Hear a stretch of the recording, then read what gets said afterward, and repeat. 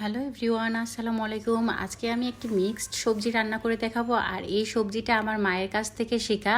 আমি এই যাবৎ পর্যন্ত যত সবজি খেয়েছি তার মধ্যে আমার কাছে মনে হয়েছে এই সবজিটাই আমার কাছে লাইফে বেস্ট সবজি মনে হয়েছে। আপনারাও বাসায় একদিন ট্রাই করে দেখবেন। চলুন দেখি আমরা কিভাবে রান্না করি। এখানে আমি প্রায় 9 রকমের সবজি নিয়েছি। এখানে ফুলকপি ছিল, আলু ছিল, বেগুন ছিল, টমেটো ছিল, মিষ্টি কুমড়া ছিল, লাউ ছিল, পেঁপে ছিল, বরবটিও ছিল। এখানে আমি কিছু কাঁচামরিচ আস্ত নিয়েছি আর কিছু কাঁচামরিচ ফালি করে নিয়েছি, দুইটাই কাজে লাগবে আমার। তো এখানে আমি কিছু ধনিয়া পাতা কুচি করে নিয়েছি আর কিছু কাঁচামরিচ আস্ত রেখেছি। শুরুতে আমি একটা প্যান নিয়েছি, তো প্যানের মধ্যে একটু তেল দিয়ে দিয়েছি, তার সাথে আমি কিছু এখানে পেঁয়াজ কুচি দিয়ে দিয়েছি, সাথে এলাচি, দারুচিনি আর তেজপাতা দিয়েছি। এখন এই পর্যায়ে 1 টেবিল চামচ আদা বাটা আর 1 টেবিল চামচ রসুন বাটা দিয়েছি। এখন আদা বাটা আর রসুন বাটা দেওয়া শেষ। এখন আমি এর মধ্যে 1 টেবিল চামচ লবণ দিয়ে দিব। এখন সবগুলা মশলা খুব ভালো করে এখানে কষিয়ে নিচ্ছি। তার মধ্যে আমি 1 টেবিল চামচ হলুদের গুঁড়া দিয়ে দিয়েছি আর এখন 1 টেবিল চামচ মরিচের গুঁড়া দিব। এই পর্যায়ে আমি 1 টেবিল চামচ মরিচের গুঁড়া অ্যাড করছি।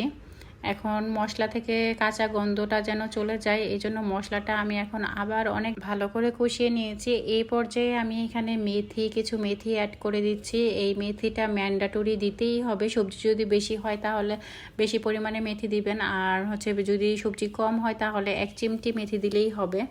আর এখন এখানে আমি 2 টেবিল চামচ জিরার গুঁড়ি অ্যাড করছি। মেথি প্লাস জিরার গুঁড়ি এটা একদম ম্যান্ডেটরি দিতেই হবে, না হলে সবজির ভালো ফ্লেভারটা পাওয়া যাবে না। এখন আমি আগে থেকে কেটে রাখা যে সবজিগুলা, এখানে সবগুলা সবজি আমি 4 কোনা করে কেটেছি সবজি স্টাইলে। এখন সবগুলা সবজি আমি দিয়ে দিচ্ছি। এখন এই মশলার মধ্যে এই সবজিটা একদমই ভালো করে কষাবো, যতক্ষণ পর্যন্ত একদমই পাতিলের গায়ে লেগে না আসে ততক্ষণ পর্যন্ত একদম কষাতে থাকবো। যখন দেখবো যে পাতিলের গায়ে লেগে চলে আসছে তখন এই পর্যায়ে আমি এখানে পানি অ্যাড করে দেব। এখানে আমার সবজি অনেক বেশি ছিল তাই আমি 1.5 মগের মতন পানি দিয়েছি। আপনাদের সবজির পরিমাণ যদি কম থাকে তাহলে সেক্ষেত্রে 1 মগ পানি দিবেন। এখানে প্রায় আমি 2 কেজি সবজি রান্না করছি। এখন আমি সবজিটা যেন সিদ্ধ হয় সেই জন্য একটা ঢাকনা দিয়ে ঢেকে দিলাম। ঢেকে প্রায় 20 মিনিটের মতন রান্না করব। তো 20 মিনিট পরে ফিরে আসলাম, দেখলাম যে আমার সবজিটা একদমই পানিটা প্রায় শুকিয়ে যাচ্ছে। তো এখন উপর দিয়ে আমি এখানে এলাচি দারচিনির গুঁড়ি দিয়ে দিচ্ছি। তো এটাও ম্যান্ডেটরি, এলাচি দারচিনি বাসায় আপনারা গুঁড়ি করে রেখে দিবেন মাংসতে বা সবজিতে দেওয়ার জন্য। তো ওইটাই আমি দিয়ে দিলাম এখানে এলাচি দারচিনির গুঁড়ি। এখন আমার সবজিটা অলমোস্ট হয়ে গেছে। তার মধ্যে আমি আগে থেকে কেটে রাখা টমেটো, ধনিয়া পাতা কুচি আর কাঁচামরিচের ফালি দিয়ে দিলাম। এটা একদম ম্যান্ডেটরি দিতেই হবে ধনিয়া পাতা দিলে ওই সবজিটা একদমই অনেক বেশি টেস্ট বেড়ে যায়। তো আমি যা যা ইনগ্রিডিয়েন্টস দিছি কোনোটাই স্কিপ করা যাবে না, সবগুলো ইনগ্রিডিয়েন্টসই এখানে ইউজ করতে হবে।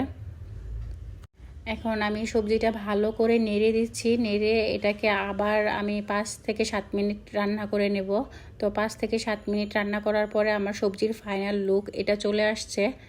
আমি এই পর্যন্ত লাইফে যত জায়গায় আমি সবজি খেয়েছি তার মধ্যে এই সবজিটাই আমার কাছে বেস্ট মনে হয়েছে। তো এইভাবে একদিন বাসায় ট্রাই করে রান্না করে দেখবেন খেতে কতটা অসাধারণ হয়। So thanks for watching.